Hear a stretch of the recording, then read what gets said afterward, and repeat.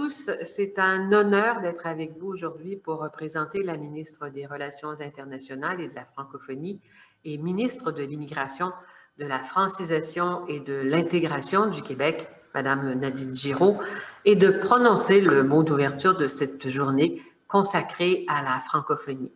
Je tiens d'abord à saluer Madame Mona Némer, conseillère scientifique en chef du Canada, et Monsieur Rémi Quirion, scientifique en chef du Québec, qui ont rendu possible cette activité aujourd'hui. J'aimerais souligner le travail important du scientifique en chef du Québec qui, en tant que vice-président mondial du International Network for Government Science Advice, œuvre depuis 2 ans au développement d'un volet francophone de ce réseau majoritairement anglophone. L'objectif est d'accroître la référence aux travaux scientifiques en soutien au développement des politiques publiques. Cet objectif, le Québec y croit profondément.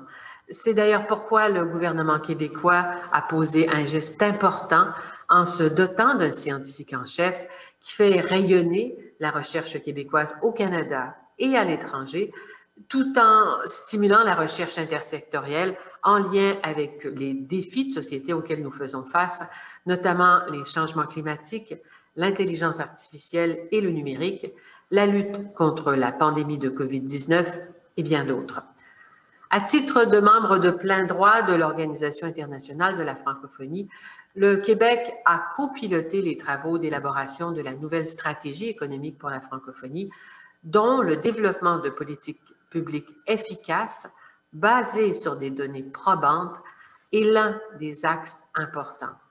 Les actions du scientifique en chef du Québec pour la mise en place du réseau francophone cadrent parfaitement avec cette nouvelle stratégie. Les décisions qui permettront d'assurer une relance économique durable post-COVID-19 devront impérativement s'appuyer sur la science. La relance économique post-COVID n'est pas le seul défi auquel nous devrons faire face au cours des années à venir. Les catastrophes naturelles, le terrorisme et les déplacements forcés de population, de même que les pandémies, font malheureusement partie de notre réalité. De même, le développement économique et numérique, la promotion des droits et de l'égalité appellent une action immédiate et collective et ne pourront être relevés que si tous les acteurs concernés travaillent de manière concertée. C'est là que le multilatéralisme joue un rôle essentiel, aujourd'hui plus que jamais. Par ailleurs, en dévoilant sa vision internationale du Québec en 2019, le Québec a présenté ses priorités, entre autres celle de renforcer son action économique sur le plan international, notamment en propulsant l'innovation québécoise sur les marchés internationaux. Concrètement, en matière d'intelligence artificielle, le Québec participe par exemple à hauteur de 5 millions de dollars dans le partenariat mondial pour l'intelligence artificielle en collaboration avec l'OCDE et le Centre d'expertise internationale de Montréal pour l'avancement de l'IA. Cet appui permet de soutenir des projets de recherche internationaux afin de combler le fossé entre la théorie et la pratique sur l'IA en soutenant la recherche de pointe et les activités appliquées sur les priorités liées à l'intelligence artificielle. Un autre chantier sur lequel il sera essentiel de travailler de manière concertée concerne la place du français dans l'univers numérique. La langue française est la 4e langue la plus utilisée sur Internet et il est encore beaucoup trop difficile de nos jours d'avoir accès à du contenu francophone pour certains axes de recherche scientifique. C'est pourquoi le Québec s'est engagé à favoriser la découvrabilité des contenus francophones en ligne. On entend par découvrabilité la disponibilité en ligne d'un contenu et sa capacité à être repéré parmi un vaste ensemble d'autres contenus alors qu'on n'en faisait pas précisément la recherche. Ce terme a d'abord été développé dans le cadre d'une mission franco-québécoise qui visait les contenus culturels. Depuis, ces travaux ont été partagés au sein de la francophonie et tentent à s'élargir à d'autres domaines, dont celui des savoirs et des sciences. Un atelier est d'ailleurs prévu aujourd'hui sur le numérique et l'intelligence artificielle qui sera assurément très intéressant pour alimenter les travaux sur l'accès au contenu scientifique en français en ligne. Nous le savons, la langue française est un atout pour faire circuler les avancées et les découvertes scientifiques. Bien plus, la diffusion des savoirs et de la science en français sur le web est également un outil important pour contrer la désinformation. Alors, pour conclure, j'aimerais lancer une invitation à poursuivre les efforts pour que les autorités politiques de l'espace francophone puissent s'appuyer davantage sur la science et les données probantes afin d'élaborer des politiques publiques qui répondent au mieux aux besoins de leur population. Les échanges fructueux que nous aurons aujourd'hui pourront, sans l'ombre d'un doute, alimenter la réflexion en faveur du bien commun. Je vous remercie.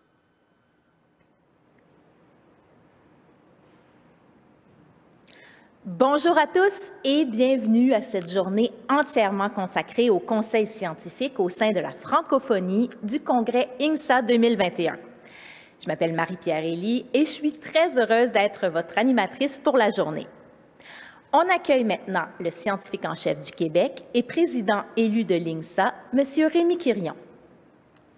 Merci beaucoup Marie-Pierre, merci à Michel Boisvert, très heureux d'être avec vous ce matin et tout ce qui touche la découvrabilité des contenus en français, très important pour nous, bien sûr au Québec, très important pour les fonds de recherche du Québec.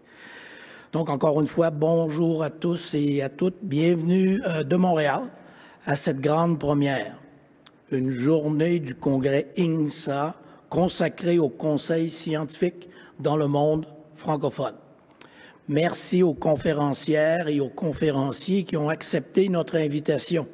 Nous espérons que le programme de la journée sera à la hauteur de vos attentes et permettra la mise sur pied de nouvelles collaborations en conseils scientifiques dans les pays francophones du monde entier. Dès la création du réseau INGSA, suite au premier congrès en Nouvelle-Zélande en 2014, j'ai décidé que les activités de mon bureau seraient consacrées en Afrique francophone. Nous avons donc organisé diverses activités, entre autres au Sénégal et au Cameroun. Toutefois, il nous est rapidement apparu que la communauté francophone mondiale ne disposait pas d'autant de moyens et d'outils en conseil scientifique que les milieux anglo-saxons, en particulier les pays du Commonwealth. Un exemple, le modèle de scientifique en chef est présent dans plusieurs pays anglo-saxons, mais quasi absent dans la francophonie. Un rapport résumant l'état des lieux du conseil scientifique en pays francophones est d'ailleurs rendu public aujourd'hui par mon bureau et sur nos sites web. Merci à Britt Pochet et à Clément Duhem pour tout le travail sur ce rapport, un rapport que je dirais évolutif et qui va s'améliorer dans le temps avec vos contributions. La pandémie a d'ailleurs contribué à mettre en évidence le manque de collaboration en conseil scientifique dans les pays francophones. Mon équipe et des collègues du ministère des Relations internationales et de la francophonie avons d'ailleurs organisé des sessions d'information avec des représentants des pays francophones. Certains participent à la réunion d'aujourd'hui. Il est rapidement devenu évident que la création d'un réseau francophone en conseil scientifique était plus que nécessaire. On le sait tous, le conseil scientifique a des particularités linguistiques et culturelles qui sont trop souvent négligées. Plus de détails sur ce nouveau réseau vous seront communiqués en fin de journée. Enfin, merci à tous nos commanditaires, incluant les fonds de recherche du Québec, le ministère des Relations internationales de la francophonie, le CRDI et le gouvernement du Canada. En plus des remerciements tout à fait particuliers à deux partenaires spéciaux de cette journée, la Ville de Montréal et l'Association universitaire de la francophonie. Merci à mon équipe aussi, Britt Pochet, Julie Desrumères, Gabriel Gagnon, les conseillers spéciaux Clément Duhem et Michel Audet pour tout le travail sur le programme de la journée. Bonne journée à toutes et à tous. Merci.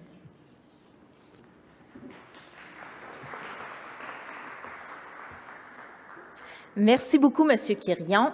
On remercie aussi l'Agence universitaire de la francophonie et la Ville de Montréal, partenaires officiels de cette journée consacrée à la francophonie. Si vous voulez poser des questions à nos panélistes pendant les séances en direct, on vous invite à le faire en utilisant la fonction « Questions plénières » dans le bas de votre écran à gauche. Et c'est maintenant le moment d'entamer la toute première plénière, témoignages sur les opportunités et les menaces dans la pratique de conseil scientifique.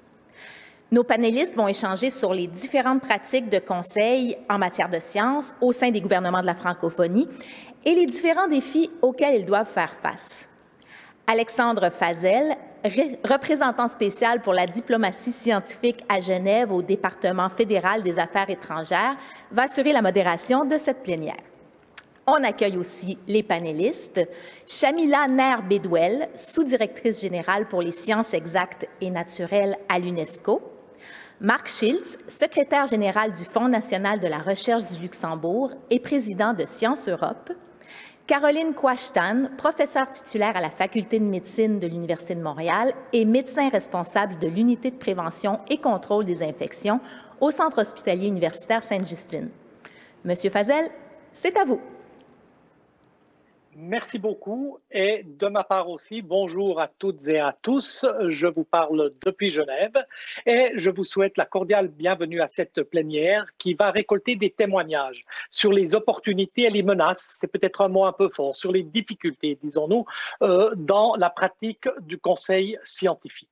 Alors bien sûr, le conseil scientifique n'est pas un phénomène nouveau. Je pense qu'il a toujours existé, seulement c'était dans des situations ad hoc et pas de façon structurée. Je prends un exemple qui date du 19e siècle, en 1865, l'avènement du télégraphe. Mon gouvernement qui ne dispose, le jeune État fédéral, la Suisse moderne qui débute en 1848, le jeune État fédéral qui ne dispose pas encore d'appareil diplomatique, qui ne comprend pas ce qui lui arrive et qu'est le télégraphe, et donc il envoie des scientifiques et des techniciens à la première grande conférence qui traite de la question à Paris, des techniciens et des scientifiques qui prennent la tête des débats parce qu'ils comprennent de quoi ils parlent, tant et si bien que l'Union internationale des télégraphes, devenue plus tard de la télécommunication, est fondée en 1865 à Berne. Donc c'est un exemple qui montre que la science et le conseil scientifique a toujours été au centre de la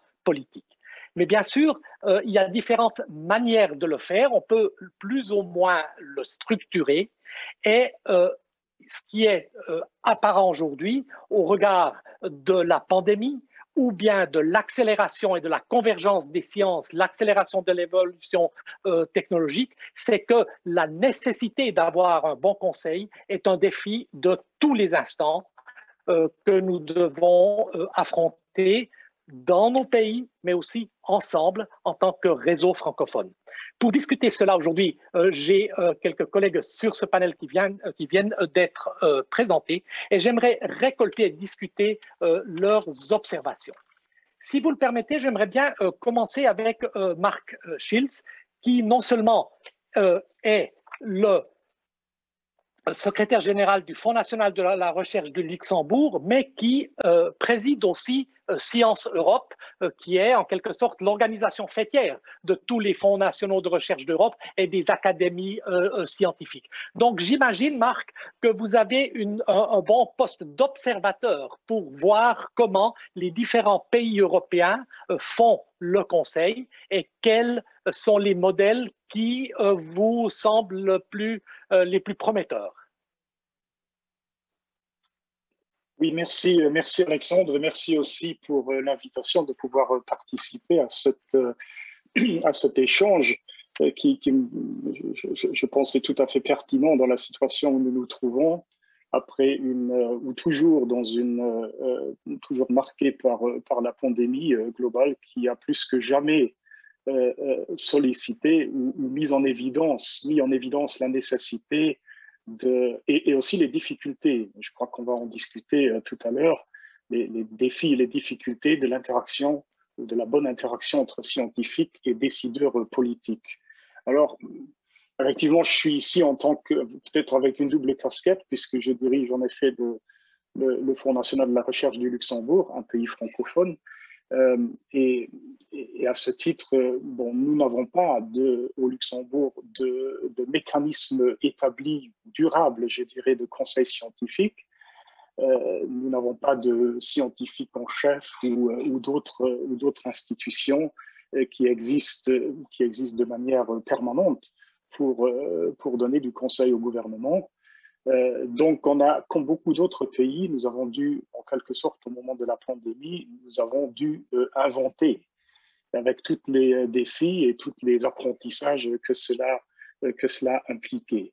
Alors, c'est vrai, je suis aussi, comme Alexandre l'a dit, je suis le président de Science Europe, qui est l'association fêtière des organisations des fonds nationaux de recherche. Et à ce titre, effectivement, on peut avoir une vue un peu plus globale sur les différents pays. Mais je crois que Rémi Quirion l'a essentiellement a tout dit dans son introduction. On observe en Europe, en tout cas, un partage plus ou moins net entre les pays, je dirais, de tradition anglo-saxonne, l'Irlande, le Royaume-Uni, évidemment, quelques pays nordiques, qui ont une fonction souvent déjà depuis de nombreuses années de scientifique en chef. Alors souvent, c'est une personne, mais on sait bien sûr que derrière ou à côté de cette personne, il y a tout un réseau et tout un comité, souvent ou un réseau de scientifiques. Or, ce type de structure fait, en Europe continentale, le plus souvent fait défaut. Donc, nous n'avons pas de structure, comme dans mon propre pays, on n'a pas de structure permanente de conseil scientifique. Ce que l'on observe, c'est qu'au niveau des parlements, souvent c'est différent. Nous avons dans beaucoup de pays, par exemple en Allemagne, par exemple, il y a des structures de conseil scientifique au niveau des parlements, aussi bien des parlements des Länder, mais aussi du Parlement fédéral. Il y a des structures très bien établies. Ça s'observe dans d'autres pays. Au niveau de la Commission européenne, les choses changent un peu. Alors, le Parlement européen, lui aussi, il a une structure permanente de conseil scientifique.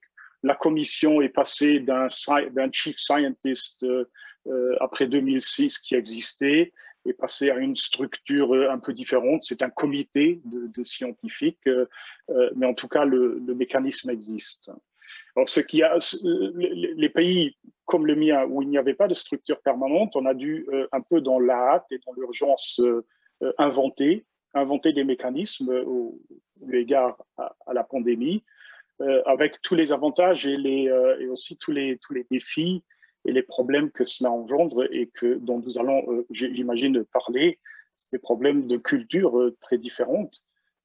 Et il y a un apprentissage qui a dû se faire, tout comme en Suisse. Au Luxembourg, nous avons assez rapidement établi une task force. Et en Suisse, ça a eu exactement le même nom. Donc, je ne sais pas qui sont peut-être inspirés l'un de l'autre. Mais c'était des scientifiques, évidemment tous experts en matière d'épidémiologie, de médecine, etc., mais qui souvent n'avaient pas vraiment d'expérience préalable de contact en matière de contact avec des décideurs politiques et en matière de conseil scientifique. Et donc, il y a eu tout un apprentissage mutuel, parce que l'inverse est vrai aussi. Nos décideurs politiques n'avaient pas comme habitude de demander ou d'être obligés de prendre l'avis de scientifiques, et tout en sachant que dans une crise comme celle que nous venons de traverser, cet avis peut être déterminant. Donc, ils ont dû admettre, les décideurs politiques, en quelque sorte, que ce n'est pas purement des décisions politiques qui allaient être prises, mais que la science avait des choses à dire. Et l'apprentissage a été parfois difficile parce que la science évolue. Et ça, c'est quelque chose qui est souvent difficile à comprendre pour les décideurs politiques. Nos connaissances d'aujourd'hui ne sont pas les mêmes que celles d'il y a 12 mois ou au début de la pandémie. Nos connaissances ne sont pas toujours très nettes. Hein. Il y a des grandes incertitudes. Alors, au fur et à mesure qu'on effectue des recherches, ça diminue. Donc voilà, tout un ensemble de questions et de problèmes auxquels on a été confronté un peu à la hâte et en urgence, alors que j'imagine dans les pays qui avaient déjà des structures bien établies de fonctions de conseil scientifique, cette culture d'interaction, de dialogue existait déjà. Voilà, je m'arrête là, parce qu'évidemment, je veux aussi qu'on en débatte. Merci. Merci Marc, pour cette entrée en matière et ce cadrage du débat par la richesse de l'expérience européenne. Sur le dernier point, donc l'élément de l'apprentissage que vous soulevez, que nous avons certainement fait nous en Suisse aussi. Je rentre de Londres où j'ai servi comme ambassadeur de Suisse pendant 4 ans maintenant. Et j'ai observé justement la méthode anglo-saxonne de faire avec des structures préexistantes et je ne suis pas tout à fait sûr que le résultat soit nécessairement meilleur. Donc, les questions sont tellement profondément ancrées dans la culture politique et la culture tout court, je pense que chaque pays doit trouver son chemin. Est-ce que je peux me tourner vers Chamila, s'il vous plaît, pour vous demander, vous qui avez une longue expérience du contact direct avec les gouvernements et du conseil direct pour essayer de leur donner l'instrumentarium pour bien relever les défis. Dans votre expérience, est-ce qu'il y a des éléments qui dictent ou qui conditionnent le succès d'un bon conseil scientifique? Je vous remercie beaucoup, Monsieur Fazel. Bonjour à tout le monde. D'abord, UNESCO voudrait vous remercier d'avoir invité à ce débat très essentiel et très précoce en ce moment. Donc, quels sont les éléments? Comment peut-on évaluer cet élément? Je pense que le cas du gouvernement du Canada, d'ailleurs que je remercie beaucoup d'avoir initié tel type de débat pour la francophonie, le Canada a déjà initié un nouvel programme sur l'émission de carbone pour atteindre de nouveaux objectifs pour 2050. Comment peut-il atteindre cet objectif sans le conseil scientifique? Donc, ça, c'est déjà une expérience, un exemple vraiment, je dirais, très intéressant pour les autres et pour tous les pays. Nous, ici à l'UNESCO, on a constaté que le système scientifique a été mis à l'épreuve en 2020 lorsque la pandémie s'est répandue à travers le monde entier. Donc, notre expérience là-dedans nous a montré plusieurs différents leçons à tirer. D'abord, cette crise a tourné vers la science, donc pour le conseil que pour les solutions pratiques. Et la pandémie a dynamisé le système de production connaissances au niveau de collaboration à l'échelle régionale, nationale, internationale. Mais cette expérience a dû montrer quand même la mesure dans laquelle les pays ont développé les systèmes scientifiques au cours de ces années afin de déterminer la voie du développement et il témoigne aussi la manière dont les conseils et les solutions vont ensemble. Je voulais juste signaler quelques éléments que nous avons constatés. C'est-à-dire que nous avons évidemment la solution à bel ou bien le principe sur la science grâce à la science elle-même et les conseils. Mais quel type de conseil scientifique? Je pense que c'est différent dans les contextes, dans les pays et par rapport aux défis. Est-il suffisant? Comment réorganiser ce conseil scientifique? Il y a beaucoup de choses à résoudre au niveau national. Les problèmes sociaux, comme les changements climatiques, le manque d'eau dans certaines régions en Afrique, la pandémie. Donc, ce sont les défis qui impliquent souvent les systèmes humains environnementaux qui est très complexe, qui n'est pas seulement relève de la communauté scientifique, mais au-delà. Les sciences ont fourni l'information critique sur la nature, sur les causes de trajectoire probable de nombre de défis sociétaux. Donc, c'est-à-dire que le conseil scientifique n'est pas une question que de science pure et dure non plus. C'est-à-dire il nous faut toutes les sociétés. Et ce conseil scientifique, nous avons pu constater que les systèmes, les institutions, les structures et les procédures ont été largement conçus autour de disciplines qui sont très isolées, très distinctes. Donc, les conseils scientifiques regroupent toutes les sociétés, comme on appelle les sciences citoyennes, plus les sciences sociales et puis les décideurs politiques. Et pour cela, il va falloir repenser les conseils scientifiques. Il va falloir repenser la façon dont les scientifiques communiquent avec les institutions au niveau national pour éviter ce qu'on a vécu maintenant. Juste une ou deux choses que je voulais partager avec vous. Nous avons pu constater que ce conseil scientifique est très largement dépendant sur les sciences eux-mêmes et pas seulement sur les évidences qui relèvent de la science, l'implication pour les sociétés, l'implication pour les décideurs politiques et à quel ça a été communiqué, quelle façon, comment communiquer ça. Il y a plusieurs différents conseils scientifiques dans les pays francophones en Afrique. Et on a constaté que le conseil scientifique parfois relève de le ministre de l'Éducation, enseignement supérieur, éducation de la recherche.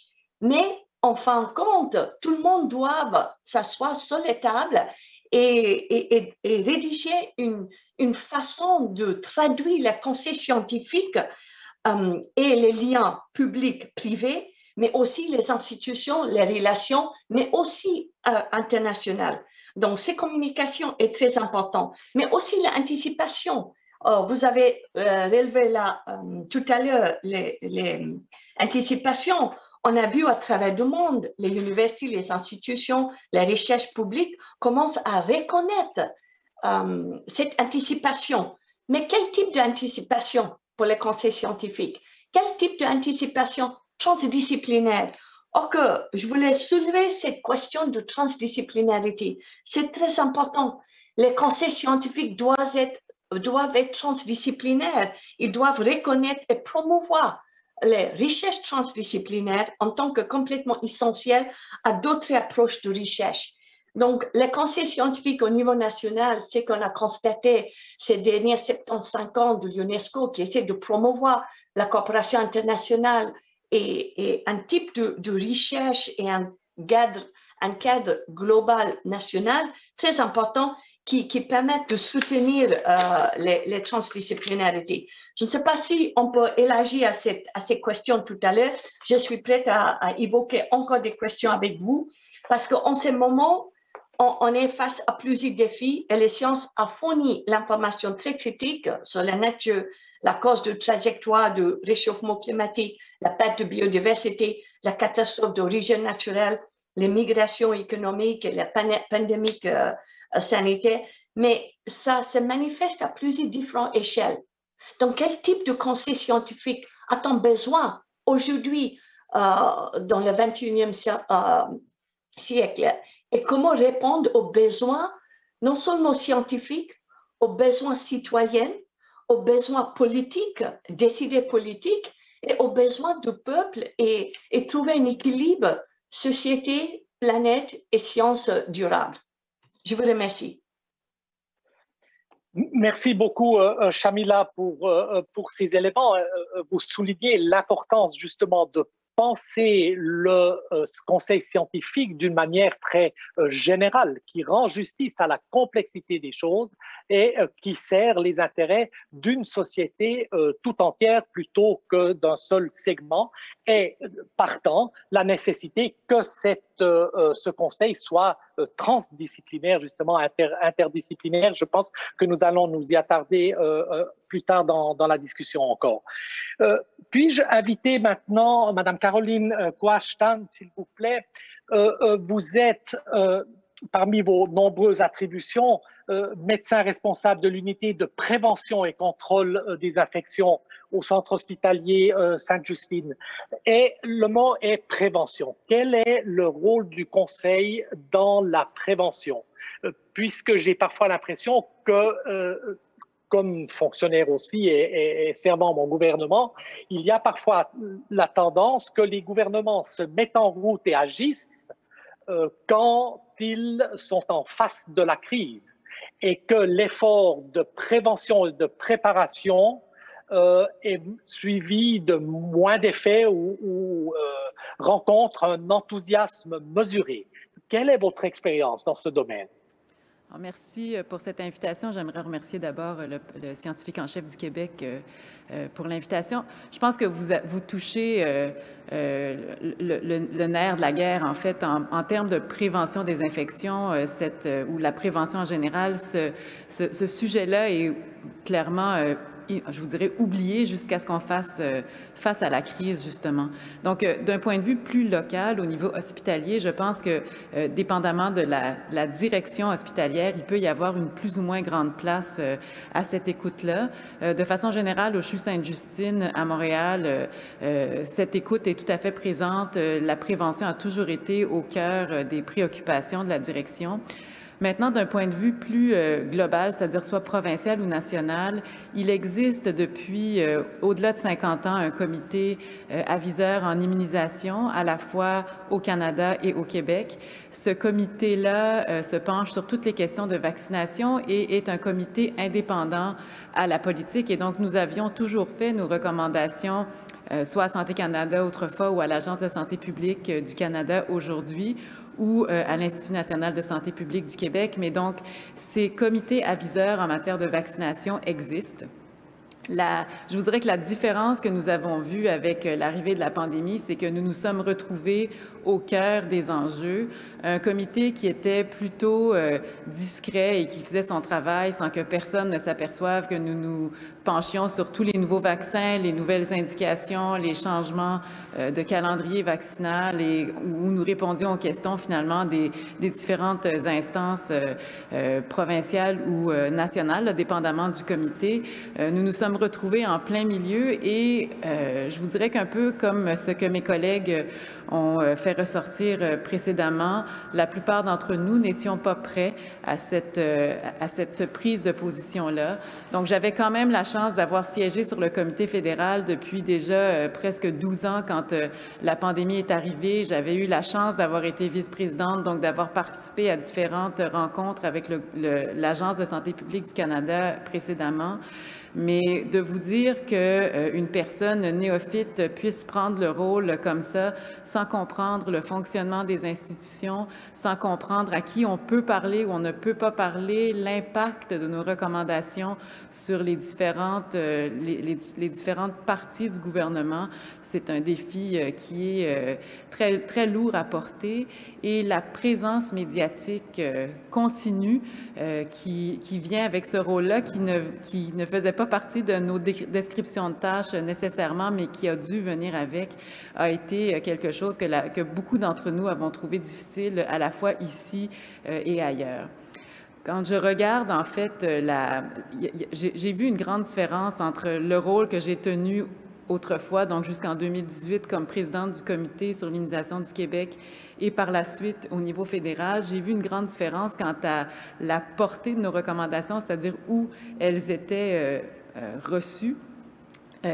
Puis, bon, c'est sûr qu'en 2018, la pandémie n'était pas encore là, mais avec l'arrivée de la pandémie, au-delà de l'Agence de santé publique du Canada, nous avions souvent des interactions avec le gouvernement même, donc le côté politique, chose qui parfois était, je vous dirais, difficile à attacher. Mais donc, dans ce conseil politique-là, de ce conseil scientifique à la politique d'un point de vue vaccination, les rouages étant déjà relativement bien placés, les choses se sont faites, je vous dirais, mieux que dans d'autres domaines où les groupes ont dû être remis à la table, mais créés de toutes pièces. Si je peux me permettre de peut-être passer un peu d'un point de vue gestion de la crise pandémique, je vous dirais que ce qui a été parfois un peu plus difficile à gérer, c'était cette création presque spontanée d'autres task force, parce qu'ici aussi, ils se sont appelés comme ça, mais même en vaccination, par exemple, le Vaccine Task Force a été créé au Canada, en plus du CCNI, donc le Comité consultatif national de l'immunisation qui existait déjà, pour répondre à d'autres questions en matière de vaccination, par exemple en termes d'achat et d'identification de vaccins. Mais quand les rôles et les responsabilités de chacun des comités ne sont pas toujours clairs pour tous, il peut y avoir parfois des conseils qui parfois viennent à se contredire. Et donc, il y a une grande importance à bien comprendre les rôles, les responsabilités et les façons de fonctionner de chacun de ces comités-là. Merci. Merci beaucoup, Caroline, pour le partage de votre expérience comme acteur opérationnel dans la crise et dans la prévention de la crise. Je pense que quand vous dites que vous avez eu peut-être plus de facilité que d'autres de vos collègues parce que vous aviez siégé depuis un certain temps dans certains comités, je pense que ça, c'est un apprentissage que le Conseil scientifique peut effectivement faire en dehors de la crise, que nous mettons en route des structures, que nous les rodons pour que quand vient la crise, nous fonctionnons un peu, comment dire, non pas, je ne vais pas dire en pilote automatique, mais que nous avons l'expérience de nos rôles et de nos responsabilités respectifs, de nos langages respectifs, et que nous ne devions pas faire l'apprentissage de cet ajustement au moment de la crise. Est-ce que je peux ouvrir le débat sur la question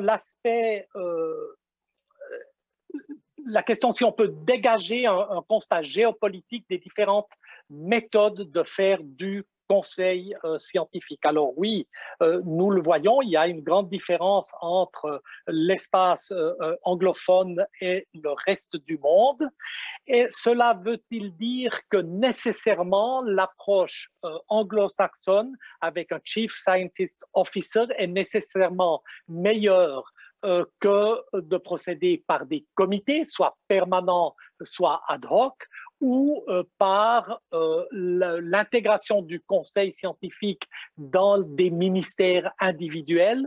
Je pense personnellement, pour répondre à ma question, mais j'ai envie de vous entendre, mais j'ai l'impression que l'interface entre le conseil scientifique et le politique est tellement tributaire de la culture politique et de la culture tout court d'un contexte politique et sociétal que chaque pays doit trouver son chemin et façonner la meilleure façon possible. Donc il y a probablement, je pense, une limite toute naturelle aux bonnes pratiques qu'on pourrait copier ailleurs. Qu'en pensez-vous? Je peux vous répondre, Alexandre? Oui, s'il vous plaît, Shamila, oui. Merci beaucoup pour cette question qui est au cœur du débat au sein de l'UNESCO avec les 193 États membres. Vous pouvez imaginer avec tous les États membres du monde entier, c'est une question qui est quand même très importante en ce moment, surtout pendant la crise. Faut-il avoir une Chief Scientific Officer ou faut-il avoir des différents comités directifs? Et je pense que ça dépend de la situation. Ça dépend plutôt de la culture scientifique dans les pays. Ça dépend comment les sciences sont organisées au niveau national. Ça dépend au niveau de la façon d'informer les décideurs politiques. Donc, ça, c'est évidemment ce qu'ont hérité les pays anglophones et aussi francophones. C'est différent dans tous les pays. On a vu dans différents pays l'aspect d'avoir un Chief Scientific Officer qui était très important, qui groupe tous les scientifiques, académiques, institutions, universités au niveau national. Et dans d'autres pays, par exemple, je peux vous citer, dans les pays anglophones, c'est pas comme ça. En Afrique francophone et plutôt dans les pays hispanophobes avec qui on travaille, et espagnols, en fait, le comité, c'est plutôt un comité qui regroupe tous les aspects de science et tous les représentants scientifiques. Et ça marche très bien aussi. C'est très difficile d'avoir cette interface entre les décideurs politiques et les scientifiques sans avoir un comité de direction aussi. On a vu, par exemple, je suis de l'Afrique du Sud, le directeur général de sciences en Afrique du Sud, c'est un physiciste. Ça aide beaucoup d'avoir quelqu'un avec les connaissances scientifiques qui pourrait faire le pont entre les décideurs politiques et les communautés scientifiques. Donc, ça dépend des régions. On a publié cette année et lancé le rapport mondial de sciences de l'UNESCO. Là-dedans, on voit à travers le monde entier, il y a quand même les tendances émergentes. Il y a quelques pays qui votent pour un Chief Scientific Officer. Il y a d'autres pays qui ont déjà en place les comités de pilotage, conseils scientifiques, et ça marche. Ça dépend des pays. Mais ça dépend aussi des thèmes. Si c'est un thème sur les changements climatiques, perte de biodiversité, ça relève de les citoyennes, ça relève de différents ministres, c'est-à-dire les ministres responsables de les sciences et technologies, innovation, éducation, environnement, mais aussi le peuple autochtone qui a un rôle très important à jouer dans les gestions de la crise climatique. Donc ça dépend le thème aussi, parce que, par exemple, dans différents pays, autour de la thème, ils se regroupent une culture du conseil scientifique qui est différente, mais ça pourrait être aussi précoce, ad hoc, basé sur les situations actuelles. Je vous remercie. Merci. Marc et Caroline? Je ne sais pas, voulez-vous y aller, Marc? Comme vous voulez. Je crois que ce que Shamila vient de dire est extrêmement important. Le fait que il y a, en quelque sorte, il y a un troisième acteur dans cette dont on ne parle peut-être pas assez. Le troisième acteur, c'est le grand public, je dirais. Donc on dépeint parfois le conseil scientifique comme une relation entre la communauté scientifique, d'une part, représentée par le cas échéant par un scientifique en chef ou par un comité ou autre chose, une autre structure, parfois permanente, parfois ad hoc. Donc ça, c'est un des acteurs. Le deuxième acteur, c'est les décideurs politiques. Donc on imagine, on conçoit souvent, on limite dans les discussions souvent la notion de conseil scientifique. Il y a une interaction entre ces deux acteurs, mais je crois qu'il y a un troisième acteur qui est un peu dans le fond, qui est le grand public. Et moi, je conçois le conseil scientifique toujours dans cette relation, je dirais, à trois acteurs. Et c'est là qu'intervient la notion de culture, du degré de culture scientifique dans un pays. Est-ce que le grand public est sensibilisé aux grandes questions, et est-ce qu'il est sensibilisé d'un point de vue scientifique? C'est souvent une question très importante, parce que le conseil scientifique, à la fin, c'est une demande aussi souvent du public qui disent « mais nous voulons ». Et si on leur pose la question, et ils sont relativement clairs. Ils disent clairement, nous voulons que les décisions politiques, surtout qui concernent les grands sujets d'actualité, les grandes crises, le changement climatique, etc., nous voulons, ou notre attente en tant que citoyens envers les décideurs politiques, est que ces derniers, les décideurs politiques, prennent du conseil scientifique et s'appuient sur des données scientifiques pour prendre leurs décisions. Et donc ça, je pense que c'est extrêmement important. Et là, il n'y a pas une solution miracle, je crois. Là, je vous rejoins, Alexandre. Il n'y a probablement pas une solution miracle qui puisse être appliquée pour toutes les sociétés, pour tous les pays, pour toutes les nations. Mais je crois que ce qui va de pair avec le conseil scientifique, c'est aussi la promotion de la culture scientifique auprès du grand public. Parce que finalement, c'est cette relation à trois acteurs que je viens de décrire et qui doit se faire dans la transparence.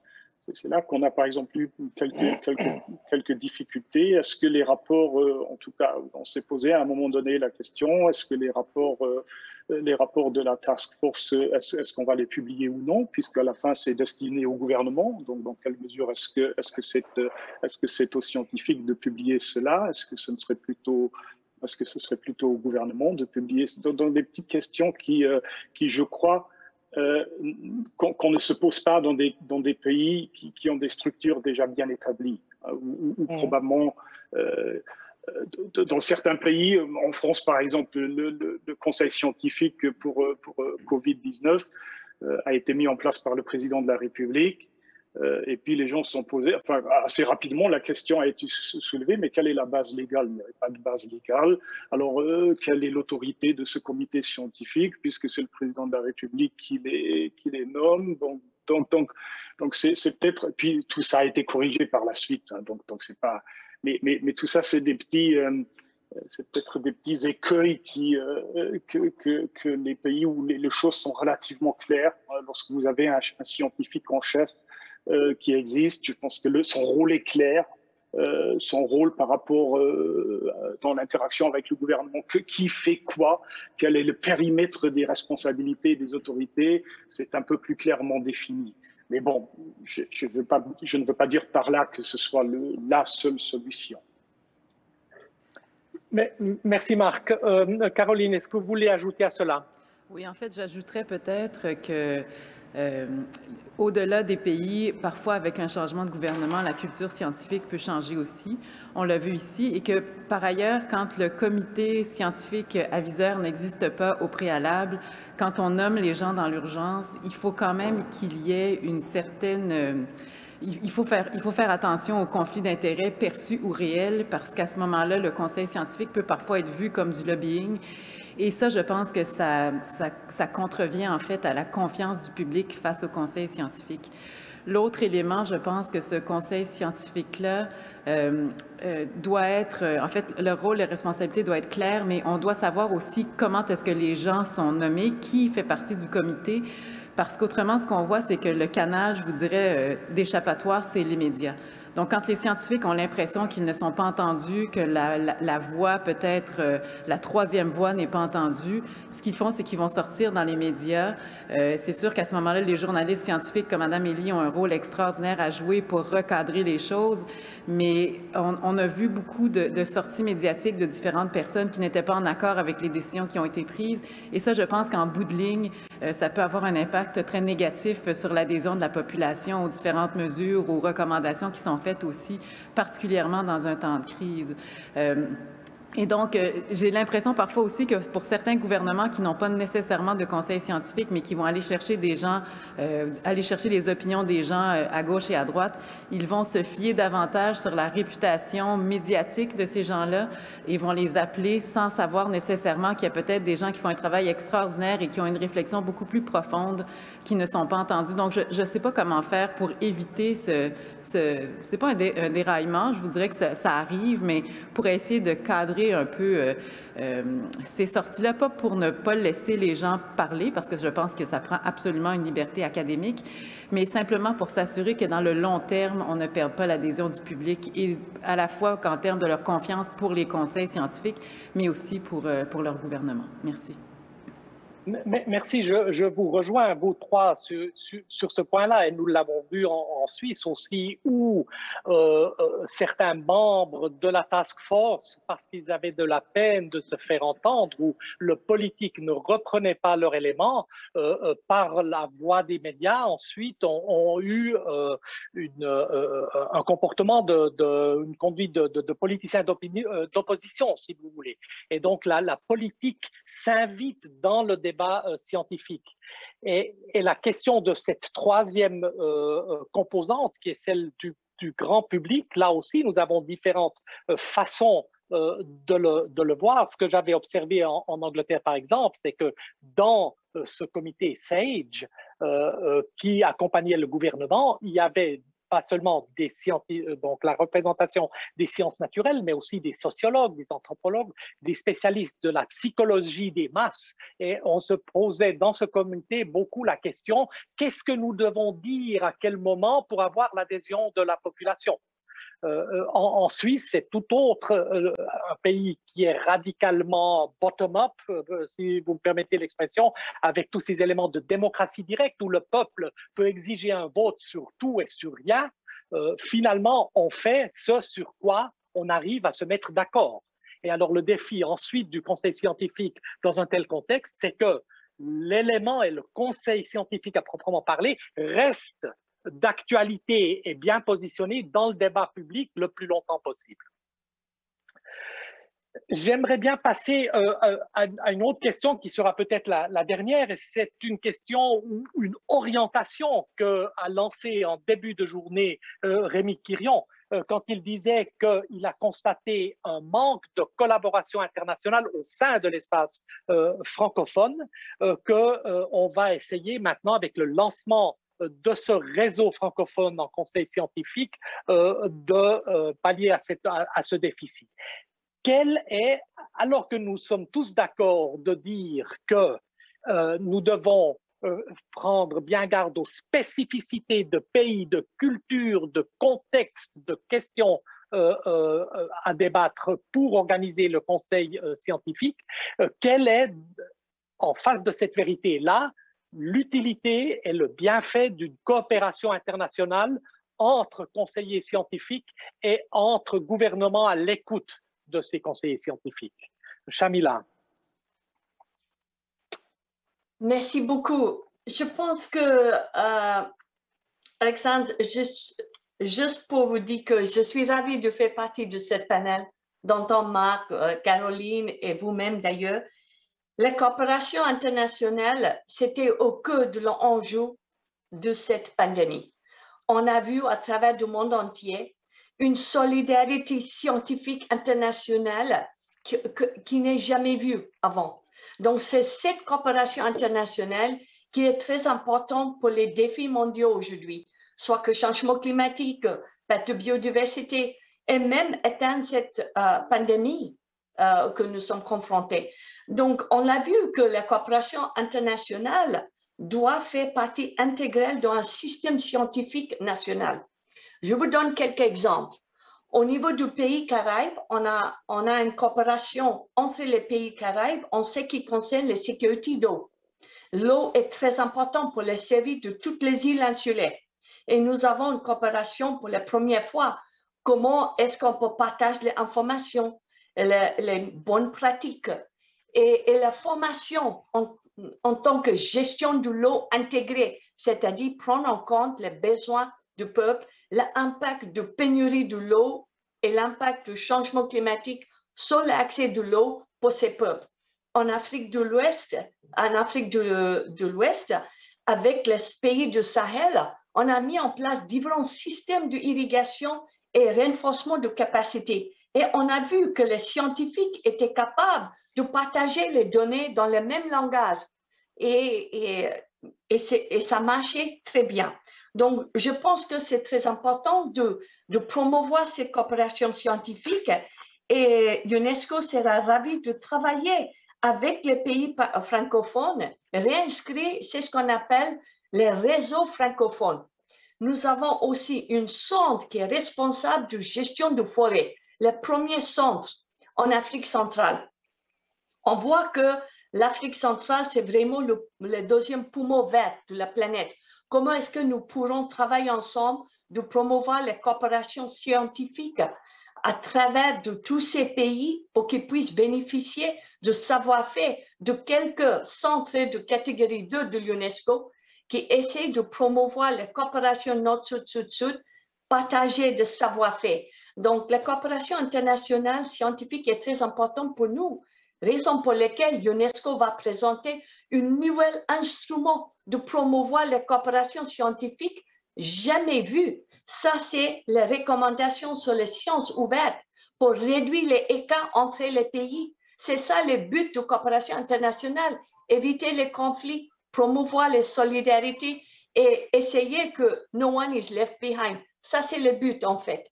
Donc, gestion de l'eau, gestion de biodiversité, mais aussi rien que le savoir-faire et le savoir de vivre ensemble en paix. Ça, c'est ce qu'on appelle le nouvel humanisme, qui est au cœur de notre mandat de promouvoir ce qu'on appelle le scientific humanism. Nous avons besoin de plus de science pour le monde entier, plus de femmes en sciences. Et cette coopération internationale est primordiale si on veut que tout le monde bénéficie de toutes les avances, sciences et technologies du monde entier. Voilà. Merci. Merci beaucoup de nous donner ces pistes de coopération. Marc, vous-même, comme praticien de la coopération international comme président de Sciences Europe. Qu'en dites-vous? Bon, je voulais tout d'abord féliciter l'UNESCO pour le document ou la politique des sciences ouvertes qui sera discutée lors de la conférence plénière en décembre, parce que je pense que c'est effectivement, cette crise a été un triomphe pour les sciences ouvertes.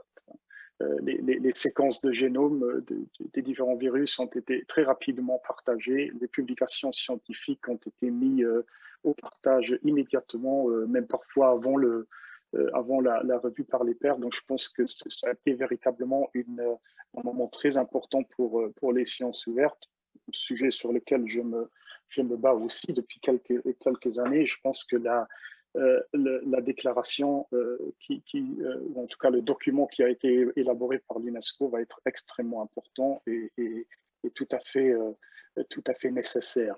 Maintenant, pour la coopération, bien évidemment, Science Europe a été fondée il y a 10 ans. Donc, on va célébrer notre 10e anniversaire et ça a été, au départ, c'était effectivement c'est né parce que entre différents fonds de recherche, nous avons vu qu'il y avait beaucoup qui pouvaient être faits ensemble, mais qu'il y avait aussi beaucoup de potentiel pour apprendre les uns des autres. Il y a des fonds de recherche très récents, de création très récentes. Il y en a d'autres qui existent depuis de nombreuses décennies. Et on peut mutuellement, il y a un apprentissage qui a été extrêmement enrichissant.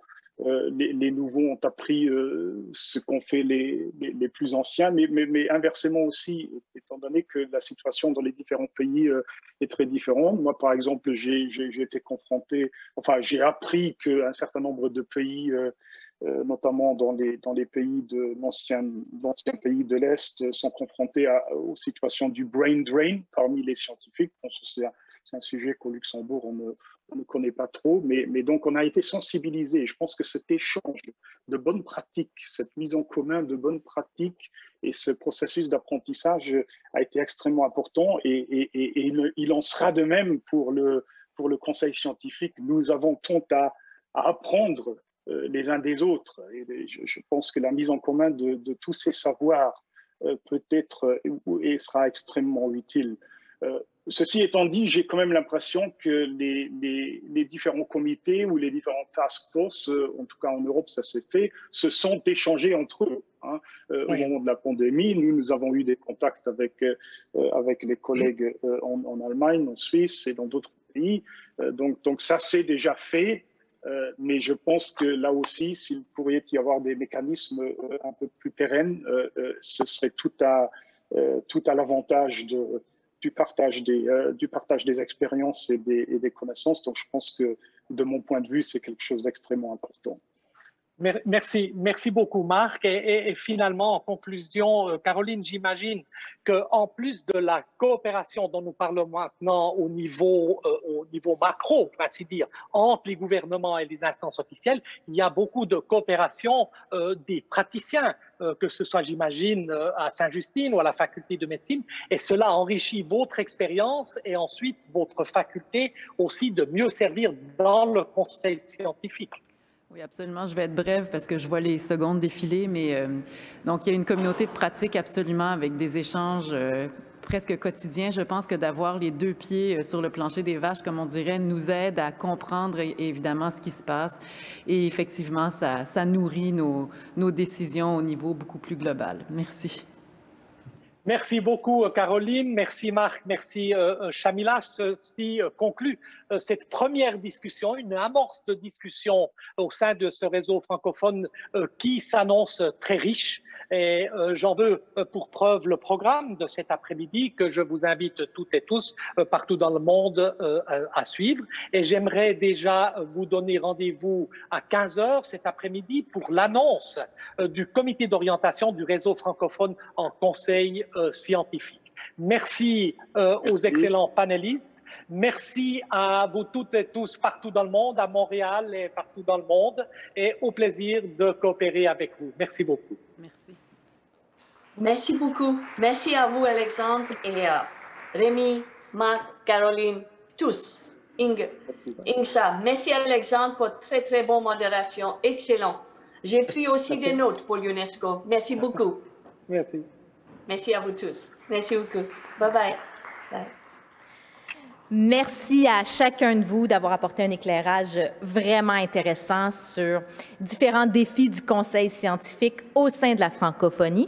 Et merci aussi à chacun de vous qui nous écoutez d'utiliser le mot-clic INSA 2021 pour amplifier cet éclairage-là sur les médias sociaux, partager votre expérience et vos impressions du Congrès. On prend maintenant une courte pause et on se revoit dans 15 minutes.